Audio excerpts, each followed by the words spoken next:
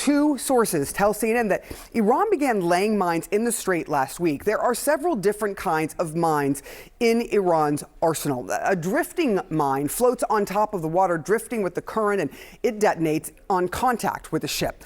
A moored mine is similar, but is anchored to the seabed by a cable. It also detonates when a ship's hull hits it.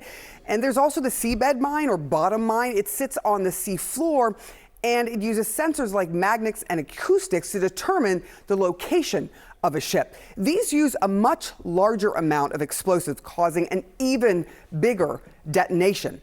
Iran has also what are called limpet mines. These are smaller and are placed on a vessel by a diver, and they explode after a set amount of time. So the goal is usually to target the underwater gear of a ship. According to estimates by the Defense Intelligence Agency, Iran has about 5,000 naval mines, which is part of what makes the waterway so extremely dangerous for ships. CNN senior international correspondent Ivan Watson is at a busy shipping lane in Hong Kong with more on the story. Hey, Sarah, I want to show the viewers some of the kinds of ships that are involved in this war around Iran.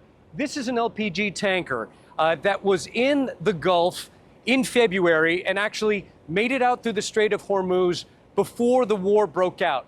Many ships like this are trapped in there right now and threatened by Iran if they try to navigate the narrow Strait of Hormuz. A ship like this is longer than a football field. It's worth tens of millions of dollars without its cargo. And there have been at least 16 suspected attacks on commercial shipping in the Gulf and the Strait of Hormuz since the breakout of the war. And Iran has threatened more attacks. The Speaker of the Iranian parliament putting out this statement, quote, "The Strait of Hormuz situation won't return to its pre-war status. We've seen tankers hit by underwater vehicles off the coast of Iraq, those attacks claimed by Iran. A cargo ship from Thailand hit last week in the Strait of Hormuz. 3 of its Thai crew members still missing. A tanker ship off the coast of the UAE hit Monday while it was anchored. So ships like this have been targets.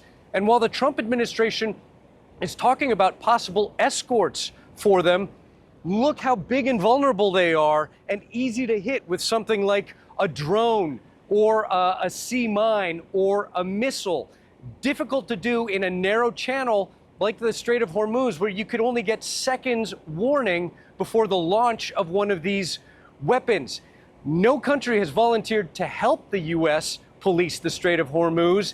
Instead, Iran is trying to impose conditions, suggesting that there are countries negotiating with it to allow safe passage of ships if they pay for their oil with Chinese currency.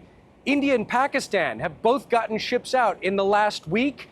We saw a ship from Hong Kong go in the last week. So Iran is threatening ships like this and trying to impose conditions. And as long as ships like this can't go through, expect the prices at the gas tank, the prices for things like plane tickets to stay high, because that's 20% of the world's oil trapped inside the Gulf right now. All right, with us now, retired U.S. Army Brigadier General Steve Anderson, also former U.S. Ambassador to NATO Kurt Volker. This is a live look at the traffic through the Strait of Hormuz. Really not much traffic at all. Very few ships going through. And Ambassador, the president very publicly asked NATO for help. Here's a map of all the NATO countries. All the NATO countries from Canada to every one of the countries in Europe basically said no, they're not going to help the U.S. in the Strait of Hormuz. So what went wrong here, Ambassador? Well, there are several things. First off, the conditions were not set to make this an allied operation or to bring Europeans on board. They were blindsided when the U.S. intervened. They had not done any work to prepare their publics. There was no discussion with them about what a mission would be, what they would do. So they've been flat-footed here. I think they should try to display a little bit more positive attitude. But then the second factor here is that an escort operation is not going to solve the problem, and they know that. And that's what your report just highlighted. It takes a very small effort on the part of Iran to deny access to the Strait of Hormuz through all of those mechanisms that your report described, as well as sea drones, which is another one that they're also able to develop and use. So the escort mission is not the thing. Mm-hmm. And if I can just add one more point here, the fundamental choice for President Trump is to decide, do you want to go forward all the way with regime change? Get rid of the Iranian regime, put in place something that we can work with in the future. And frankly, I think that's the stage we're at. That's what we have to do. But he hasn't been clear about that.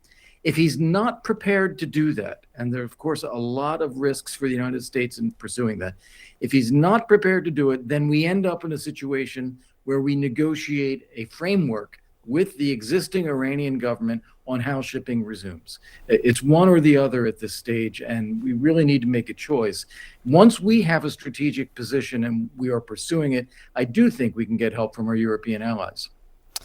Negotiate with the Iranian government, whatever that government is, because Israel keeps killing, frankly, so many of the leadership there. General, let me bring you into this discussion here. Overnight, just so you know what we saw here, we did see some action around the Strait of Hormuz, the United States using these so-called bunker buster bombs somewhere in this region here on the Iranian side of the Strait, General. So what's the United States trying to do in the absence, at least now, of sending convoys out of the Strait? Well, thank you, John. Well, they were absolutely right to target these cruise missile launch sites.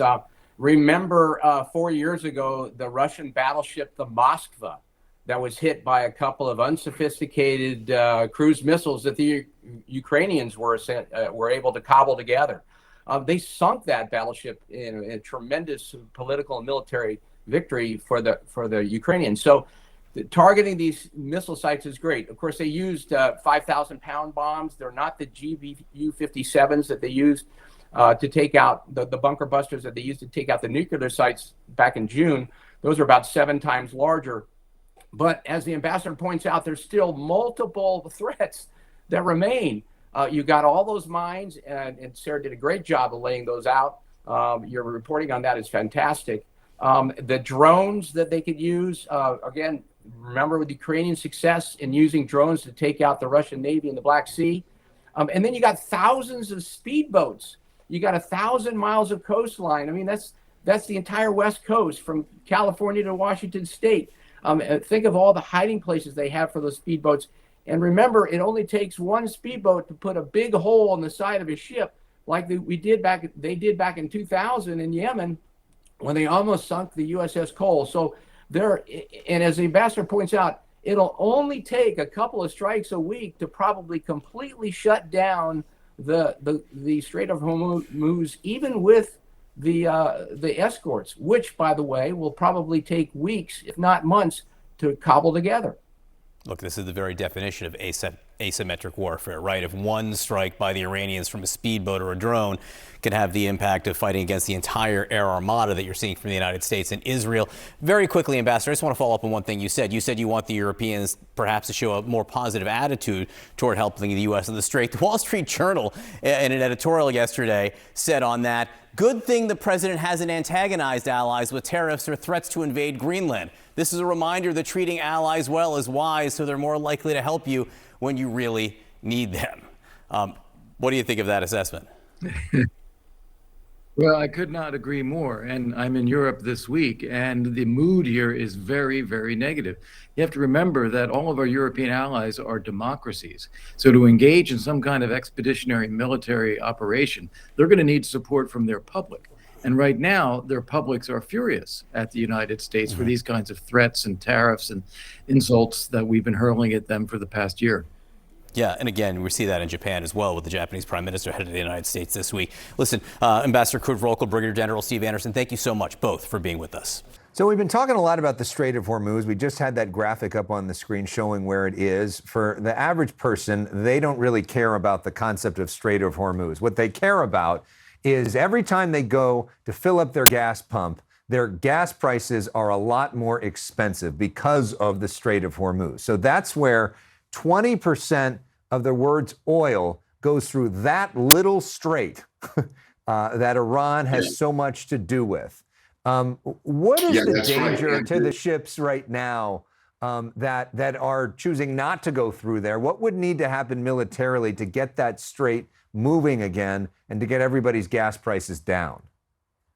So basically, the Strait of Hormuz would have to be secured. And what does that really mean? In order to get those gas prices down, there would have to be a way to make sure that the Iranians don't put mines in the water and that they don't lob missiles at those ships. So they can do the missile launching piece from both from the sea as well as from land. So this actually presents as several problems from a military standpoint, because if you go into maritime actions, you would need a naval force that can actually handle those kinds of operations and can basically confront the Iranians. The Iranians, most of their navy has been sunk, but that's the navy that we see basically on the surface. What else is part of their maritime force are speedboats, very agile speedboats. They also have dinghies, they have dhows, which are the Arab basically fishing boat. That kind of thing is really an asymmetric advantage that the Iranians have. So even though a vast majority of the standard Iranian Navy is at the bottom of the sea, the problem is that they have other means of delivering mines. So that's one problem. The other problem is with launching missiles from land is you'd have to occupy the land or at least make it impossible to launch missiles from that. So that could potentially be done from the air, or of course it could necessitate ground troops depending on the exact nature of the threat. So that's the kind of thing that would have to happen. And we're a long way off from securing that part of the Persian Gulf and the Strait of Hormuz.